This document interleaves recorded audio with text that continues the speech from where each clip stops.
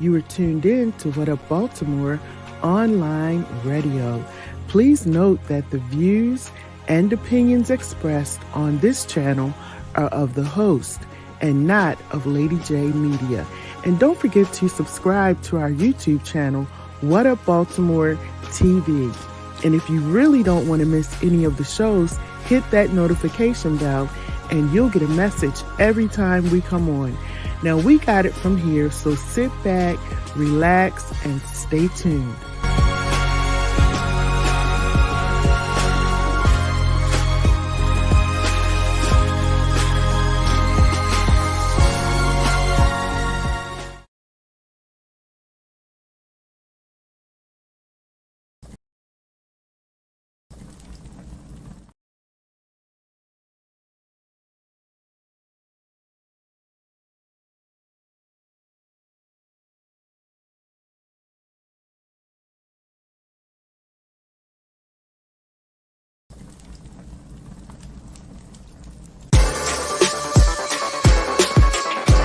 I know you do.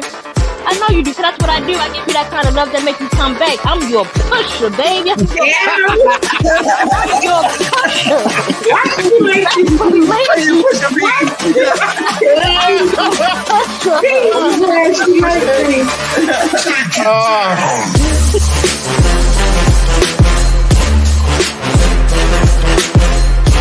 Hey, little black boy, let me holler at you for a minute. I was once in your place, you should respect what I say. Some of the things I'm about to tell you just may save your life in the world right now much is right. Little black boy, you're gonna see and experience all sorts of things, but don't let your mind be locked in the chain.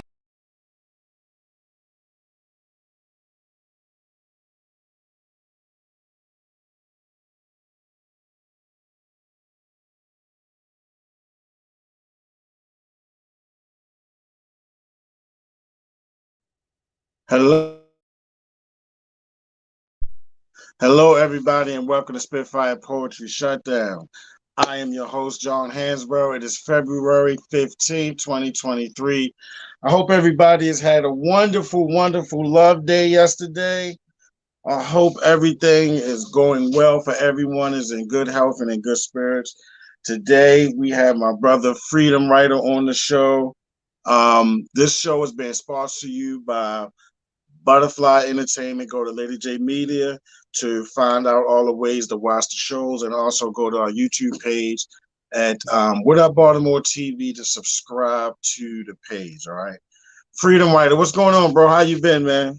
Man, it's a pleasure always. I appreciate you and Lady J again for giving me this opportunity. Last time it ain't work out the way it's supposed to. So I same day. So let's run it back. I'm ready. I'm excited, to catch up with you. Kick it with you for a little bit, brother, and again, I always appreciate you. Always, man. It's all good, man. It's good to see you. You always got great energy, man, and I'm big on energy. You know what I mean? You always come out, and whenever you can, you support, and you do a lot. You busy. You're a busy man, man. I follow you, so I know you got a lot going on. Real quick, man, tell the people who you are really fast, and what you do. I like to think every time I do a show, I gain new followers, so some of the people may not even know who you are. So let them know who you are, buddy. Respect. So I go by the name of Freedom Writer. I'm an artist from Oxon Hill, Maryland, PG County area. I do poetry. I write. As John said, I do a lot. I think the proudest thing I ever did, or that I am, is a father of 2 young boys. That's important. That takes a lot of my time, but also I created a TV show that's in production now. We're continuing to shoot the next couple episodes. I do a lot. I'm a recreational therapist. I have my own business called Social Society LLC. Again, I got my hand in everything. I'm trying to win, John. I hear you, bro. I definitely hear you. That business is that like dealing with like mental health in any way? So what a recreational therapist, that's how I get my money. That's my main job. So recreational therapist, you know how you heard of like an art therapist or like a physical therapists, right? They work on using different modalities. So a recreational therapist, we use recreational and leisure activities for inclusion. It can be inclusion. So for those with disabilities, it'd be inclusion, you know, making the playing field, allowing them to participate in different activities at their abilities. But it can also be, I work in addiction. It can also be a lot of people put fun and substances together, right? So some people can't separate the two. So I work with the military in a 28-day inpatient program, just trying to teach them, reprogram their mind of, you know, different coping skills. You know, you don't need to go to drugs and all these different type of things to cope. You know, go have a good time. Let's go ride some horses. Let's go fishing. So we use leisure activities that you enjoy doing, but just try to resurface it as a coping skill without substances. So my business is that's my private practice. So I can work with the elderly. I can work with folks with the disabilities. I can work with substance abuse. So there's a wide range of different things, but it's more so, it's a fun field, right? You try to make people happy. We live in a world now where depression and anxiety is real. You know, people are scared to go in crowds, you know, so things of that nature is what my business can help out. And how did you get into that? Bruh, I ain't gonna lie, I don't know. if a lot of your questions gonna start with, bruh, I don't know. So my freshman year, I went to North Carolina Central, shout out NCCU, and I was in sports management. I used to hoop. I was like, all right, so if I hoop, I'm gonna make some connections. Even if I don't make it to the league, I know players, you know what I'm saying? But it was too many math classes. I was like, I can't do that. I can't do that. There's too many. So I went to the recreational department, transferred schools junior year. My advisor like, so what you want to do? I'm like, I'm doing it. She's like, nah, you gotta, you know, specify exactly what you're doing. And it's called therapeutic recreation. And my first experience in it, we went to a, you know, there's, for people that are crazy, that can't stand trial, there's a certain place for them. So we went on a field trip there as a class, went on a field trip there, gates and everything. And they had a field day.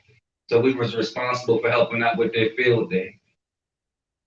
And from that moment, just to see the struggles, and even the most craziest person, he thought he was Bootsy Collins, but he was out there, you know, running around having fun. So, you know, that's what got me. I like people. I like to help people, especially for those who are down and out.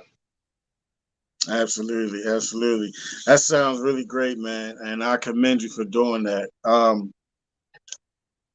I got some I know you're a basketball here too, but I'm gonna get into that later. I'm gonna let you do some poetry really fast because I got a question that I want your opinion on about basketball. But first, I don't want to do the poem. I got something special for you.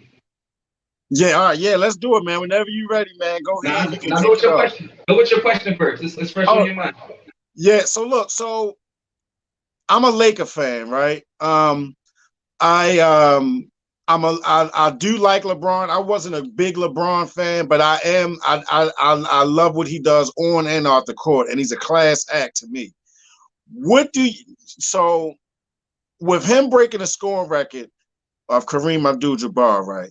Where do you think that, in your opinion, because I know you ball, what is your opinion of him and Michael Jordan in that, and like who's the greatest of all time or the best or whatever? Like, what do you think about that? I'm a LeBron fan, so my answer might be biased, but the question is hard to compare because when you compare, you start to mitigate what the other person has done or their accomplishments, right?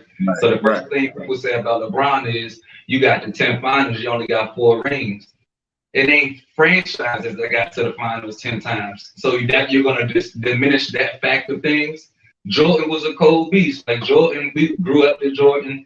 You know what I'm saying? He was the standard of things from on the court to wearing shoes. You know, he brought Nike to what it is. So Jordan, of course, is the GOAT. So I can't say LeBron is the GOAT yet because LeBron is still playing. But I think once we add the numbers up, when they both have sat down for a while, and you look at numbers, you look at stats, I think that's when you'll be able to compare. But I think it's hard to say like LeBron is the GOAT while he's still adding to his stats, right? But I will say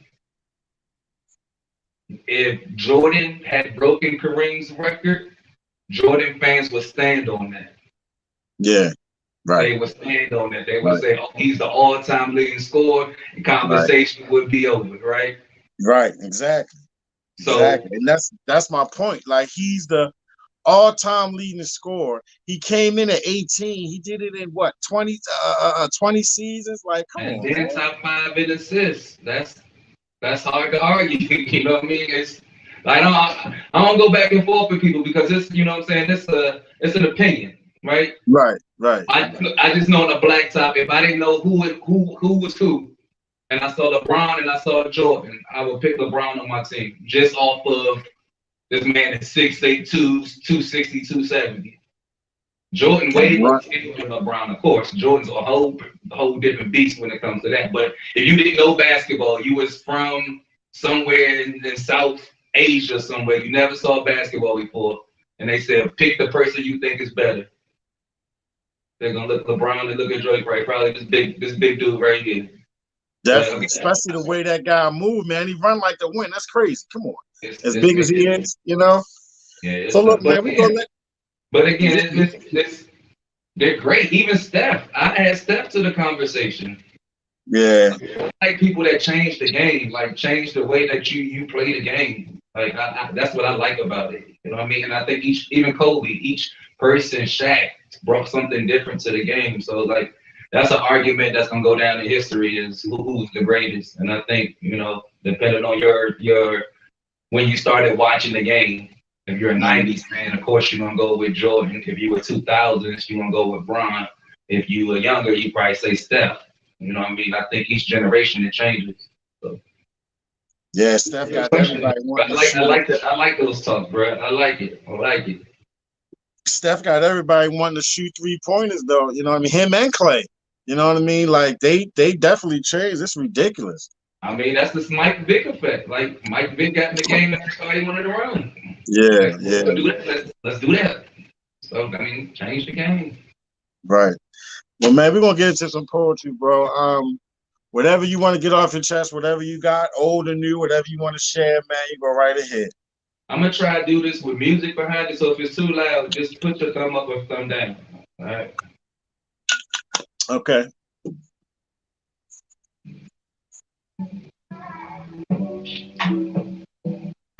That's cool. Mm-hmm.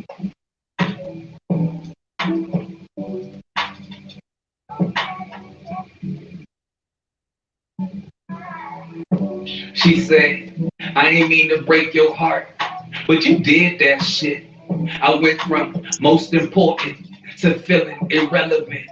Like cowboy fans, she's delirious. I gave her an inch, she took miles. Darius. Rebound, supposed to be a new possession. She TLC, using her sex as a weapon.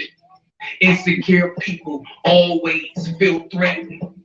Sticks and stones don't break bones, but words do shatter the confidence of the fragile. Love ain't supposed to hurt. She taught me she ain't wanna work. Any dude with a bag, she'll flirt. She goes on dates without the intent to ever date. She posts pictures of her state, but never her date. She living single, giving regime vibes. Driving a boat, Casamigos spilling down her throat. She be in hotels more than fancy. One day the music will stop. No longer will there be people dancing. And she gonna think of me. And I'ma think of that broken heart. And how that one lie tore us apart. I love it. Is that some original? Is that something that you got out? Because I know you got a lot of stuff on YouTube. When I first started following you, I was watching like your videos and things, or that you got on YouTube. Is that one of them that you just put out? Is that something that's yours? I put it out. Yeah, I probably put it out after the show. I was saving it for you. I was saving it for a special occasion. But yeah, I probably put it out after the show. After the show come out. I like it, bro. You know, is the majority of a lot of your work poetry wise, is it geared toward like relationship things and stuff like relationships, period? I think it depends because it depends on the mood, right? It just the sometimes a lot of my writing comes from songs that I hear, and I've been in an R&B bag lately. So like if I hear like a line from an R&B song, I just write it and write it out. You know, trying to incorporate it into the way I feel about it and put my spin on it. But I wouldn't say all relationships. I would say just life in general, like different stuff that I go through or that I see people around me going through. It's different situations. Yeah, I like that about you because your poetry is from the heart and it's open. Like I've heard some of your poems where you've talked about your family, your grandmother, things like people that were important to you in your life. Um, when you first started when you first started writing, when did you know that you really had something freedom writer? Like when did you feel like, this is something that I can do, like I'm really good at it? I still don't. Really? Nah, to be honest, this is a coping skill for me, right? Like this Mm-hmm. is the way that I cope, and this is the way I cope. So I got more stuff that I've written that I just didn't share, right? So like when you said I'm sharing stories, when I perform those heart pieces, it hurts a little bit. You know what I'm saying? It hurts because you're reliving it, but you're also kind of letting it out. So I would rather keep everything in, but I feel like it's selfish of me if I did that. I wouldn't be able to touch the people's lives that I've been able to touch just through writing, right? And I feel like gives everyone a talent, an ability to do something. And who am I to, if this is what he says, show me, why wouldn't I do this? But getting on that stage, it takes effort. Like it takes a hell of a pep talk to get me up there. I think I'm an introvert by nature. Mm-hmm. But my talents and things of that nature, I have to be outward going. But a lot of the stuff, like you said, it's personal and it hurts to write, but I got to get it out. But I know other people are probably going through or feeling what I'm feeling. So if you can hear, it's like a good song, right? If you hear something that makes you feel better, you know what I'm saying? I'll do Right, it. right. So that's how I look at it. Somebody probably, I'm gonna share another one in a minute about my aunt that's fighting cancer. And I know so many people that relate to that. You know what I mean? That's a heartfelt piece. So like cried when I was writing, tears were just falling down my face. You know what I mean? So I got one like that I wrote about my father. Um, with poetry, man, when I first really got into it and realized that it was a therapeutic tool for me, I in the beginning I was kind of worried about some of the words that I said, or if I don't want to say this word or that word and offend anybody. And then with this new, like everything is cancel this and cancel culture, all this old bullshit. And it's like, I kind of feel like you. I feel like I have a purpose. I went through a health situation where I was almost gone in 2013. Like I was almost out of here, and I feel like I was kept here because of this purpose of what I'm actually, because I had no idea I was going to go into this route. I was just writing for therapy, just to deal and cope with shit that I was dealing with in life. But I felt like after a while, it was my duty to do what I'm doing. And if I didn't do it, then it's like, you know, I heard somebody say something about like dreams or something about not fulfilling them or not even trying them. Like people who have passed away that are in their grave, their only regret is not trying this that they want. You know what I mean? Not starting that business or not, stepping out of their comfort zone and doing this thing or that thing. And with some of the stuff that I've been through that led me into poetry, bro, I don't even kid, like I don't the language, not like I try not to be really, really vulgar, but like I feel like there's something for everybody. I may have some stuff that I do that's, there's no cursing in it that I can do in churches. And then there's right. some stuff that I can do where I'm trying to relate to some of these young guys out here that's running around doing crazy stuff. You know what I mean? Little black. a great writer, though, right? That makes you able to look at things from different angles and different perspectives. And going back to what you were saying about, you know, dead people's regret is not trying. That's why my hand in everything. I can't sit here and think of something and be like, damn, I should do this. Nah, I'm gonna go do it. Like even my first poetry CD, I didn't mean it. That wasn't a goal of mine. Like I said, I'm gonna make a spoken word CD. I found the resources to do it. I ended up doing two.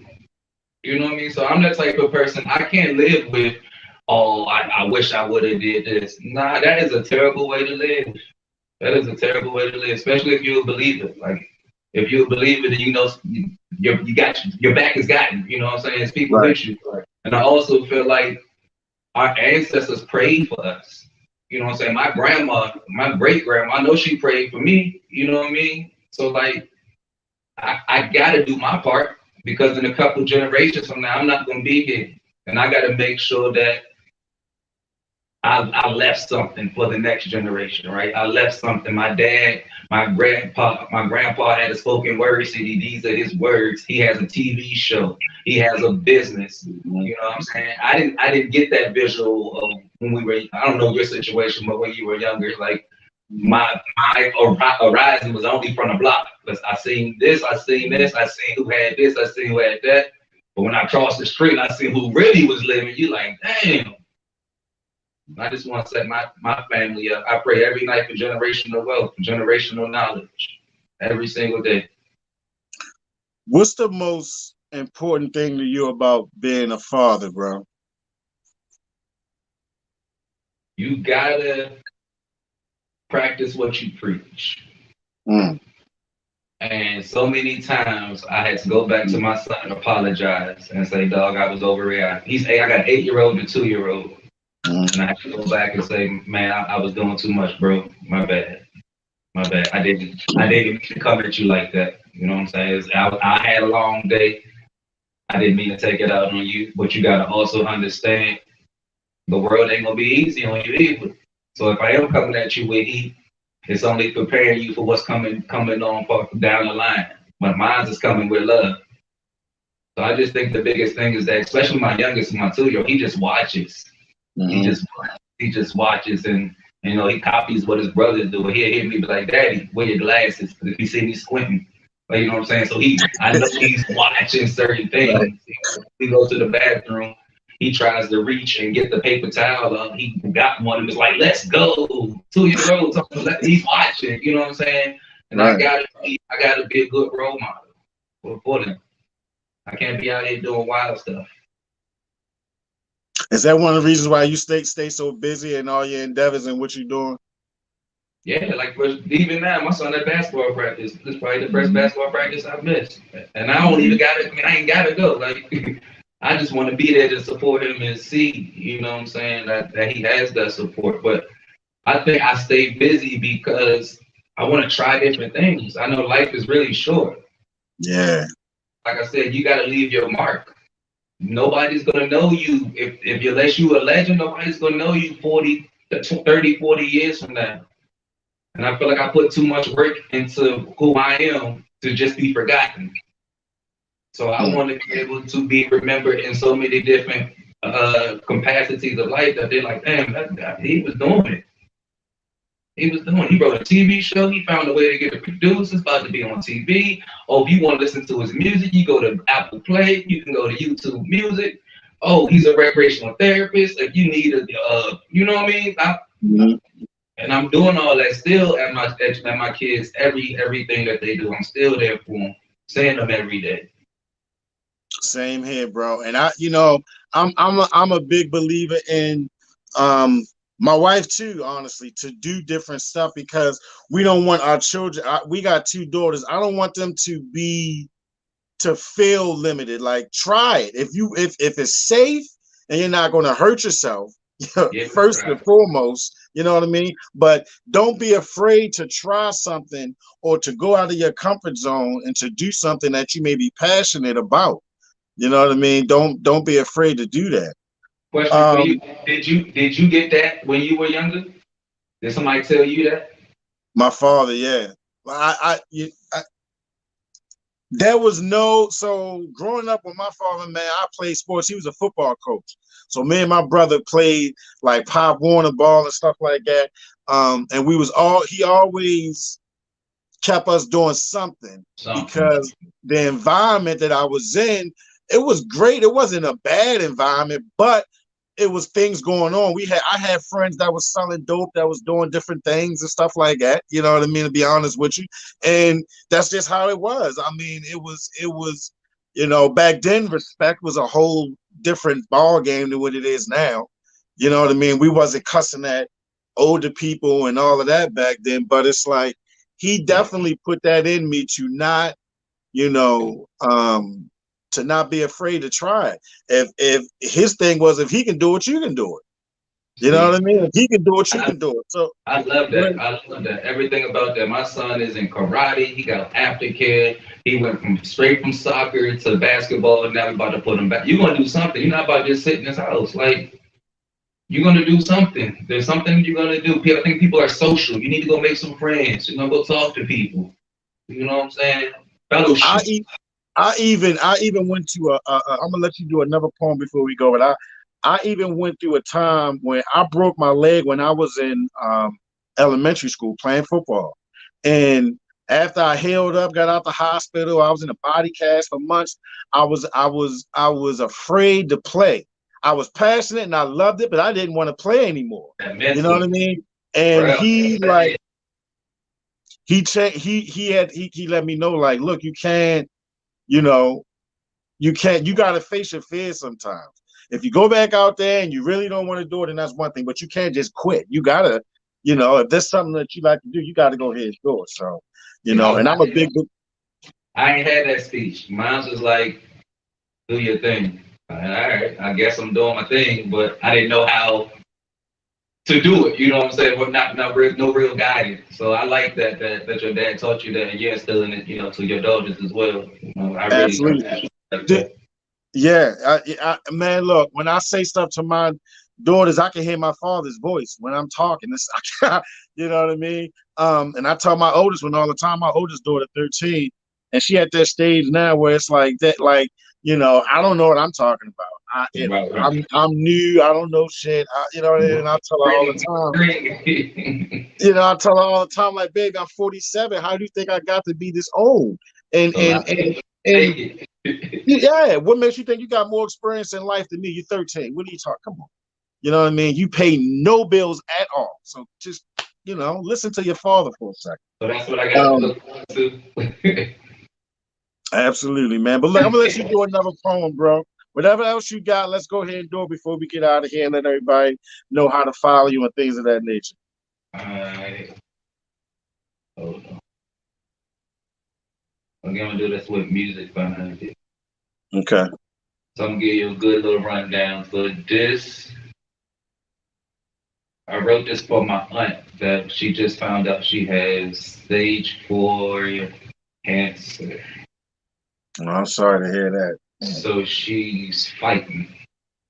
So I wrote this for her. I'm gonna try to keep my shit together. Give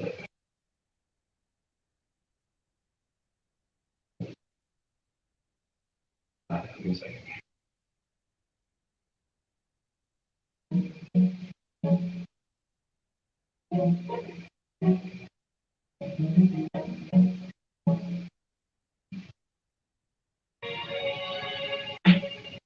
I'm so damn tired of making these kind of poems. Why won't cancer just leave my family the fuck alone? I asked God if I could fight the fight for you. He laughed, said it don't work like that, but reminded me he had your back. My heart broken, nope, my heart shattered. Since a little kid, you always made me feel like I mattered. Backseat 5 deep, but you still made sure you had a kiss for Jeep. Flowers delayed, but you deserve a few dozen. Actually, you deserve a garden. You always brought joy. We'll call it Joy's Garden. Life ain't fair, I swear it ain't. Ash to come out, just gotta be afraid. I cried, I can't cry no more. I pray, I'ma pray some more. God, we need a miracle. Maya Moore, Johnson's don't fold, and you know that. And if Grandpa was here, he would say that. So each and every day, you gotta fight back. Fight for your happiness. Fight for your peace. Victory is still in reach. I wish that I could hug you. I wish that I could kiss you. Each and every step, just know I'm with you. That's beautiful, brother. That is absolutely beautiful. And I know that's hard to do because I got a couple. Like I said, I got one that I wrote about my father. I think that's probably the most emotional poem that I got. Definitely. You feel that when you feel it when you reciting it, don't you? Yeah, Up definitely. again. Every time. Every single time. Every single time. Sure. So bro, look, I know you help a lot of children. I know you deal with kids and things like that. What do you think, man, like with what's going on in these different neighborhoods all over because it's everywhere. It's not in just any specific neighborhoods now to me. It's just about anywhere. You can be robbed. Like a lot of, I feel like not all, but there's a small group of young people who just don't want to work, to be honest. They don't. They want to take whatever they can get instead of working for the shit. First of all, what was one of the things that you did to stay out of trouble in your life growing up? And second, what is your advice to these young kids today of how they should move out?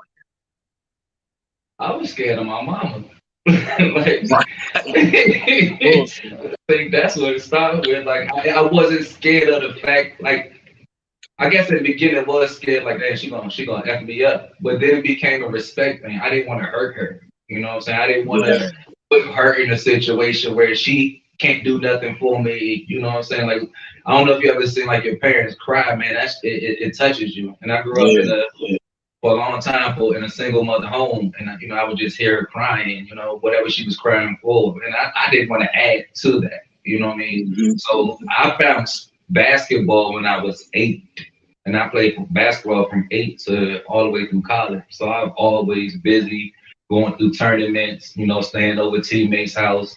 I had so many opportunities to go left though, so many. You know what I'm saying? Just like you said, like I didn't grow up in a crazy neighborhood, but things were going on around me, and it could have been easy for me to just fall in line. You know what I'm saying? But ultimately, my mom made sure, like, she put rules in there. If you didn't follow the rules, she took basketball away from me. And once I fell in love with basketball, that hurt. You not going to practice? Huh? I'm trying to be petty. What you mean I ain't going to practice? My teacher called me, told me you talking back. You ain't playing in the game Saturday. And I was always one of the best players. So if I didn't play, it let the team down. You know what I mean? So I looked at it as that, like, all right, dog, if this is what you're trying to do, that got me all the way through college. In college, I just met the girls and just went left. But that got me to the point where I made it out the gutter. You know what I mean? Made it out the streets and went the right direction. What I would say for the second part of your question, I don't know. Just speaking of, my brother lives in Philly. Just off the phone with him. He was walking to his car. They was breaking into his car. He tried to stop him. They hit him with a billy club. You know what I'm saying? And it had to be some young boys. You know what I mean? So I just think guidance. I think it's guidance. I think it's for the males is seeing that you don't have to be a rapper, you don't have to be a basketball player. There's media, they can get into media with you.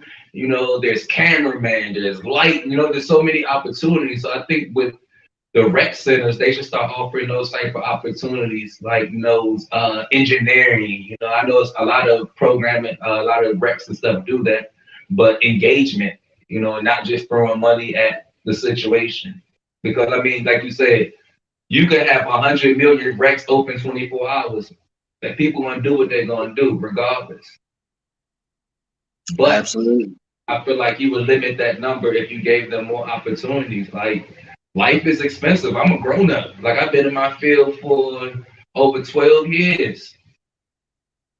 Like if I was making now what I made then, like bro, like there's no way I can live. You know what I mean? So I think the economics plays a part in this systematic racism. There's a lot that plays into it. I don't think it's like the gun law to me. Like I don't think it's fixable just because of the way the laws are set up. Like even if a young person wants to rob you or shoot you, they're gonna get out. You know what I mean? Like you don't know their name because their name is, covered up because they're juvenile. So you don't know who shot you. So you're still living in fear. You know what I mean? Next time somebody get close to you, you shoot them because you're scared. You know what I mean? I just think it's a systematic thing that I don't see, sadly, ending anytime soon. I think it's one of those things like the guns, like we're just going to have to adjust to what's going on around us. Other than that, I mean, adding some resources. But like I said, I know in DC for sure, down here, it's a rec center on every corner. While you getting the people to come inside the rec, right? They're hanging outside the rec shooting dice. Yeah, right. Yeah. I offer them something that's going to bring them indoors. Show them something different, definitely. Yeah, a lot of them, they need to see a way out. They need to see that example of somebody who, you know what I mean? Or I can do that. I don't have to stay stuck and just on my block and the 4 blocks around me, shit like that, you know? Like I said, most people think you got to rap. Like, nah, the cameraman, the producer getting as much money as the rapper. You know what I mean? Like people don't understand or think about that. Like, it's a bunch of different stuff. You're right. But look, I wanted to say before I let you go, man, really quick, what can you share with us about your project that you got coming out? So I got a TV show entitled 2. We just did the premiere 2 weeks ago. Congratulations on that too. Thank you, appreciate it. It's a dramedy about 2 brothers who experience a tragic event, and it's about them rebuilding their lives, and trying to get back on their feet. It touches on some heavy stuff, but it's a comedic relief behind it. That's the only way you can swallow stuff like that, right? We shot the first 2 episodes. I'm currently pitching the first episode to different networks and different distributors to try to get it for placement. Next month, we're going to shoot the next couple episodes and then one more tape, and then we'll have the first season complete. And then we'll be able to put it on a network or anything like that. Because most networks, like again, this is all new to me. Like I promise you, I woke up one day and was like, I'm going to write a TV show. And just so happened the pandemic hit. So it gave me a lot of time to write. And I wrote it, didn't know what to do with it. Like, all right, what do I do with it now? I slid into 100 million DMs on Instagram, emails saying, hey, I have this TV show. Do you want to produce it? How do I produce it? What do I do? Nothing. Gave up for a second. Like, nah, got back in the game, sent out another. If we ever meet, bro, up again, I'm gonna show you my DMs, bro. You be like, God. It only took one. This young lady, Lindsay, she has Millennium Productions in Atlanta. I sent her my information. She's the one pager. She read the script. She's like, I love it. She's like, let's do it. Let's do a contract. So we had the contract written for the first pilot episode. She's like, I like it so much, we'll shoot the entire series.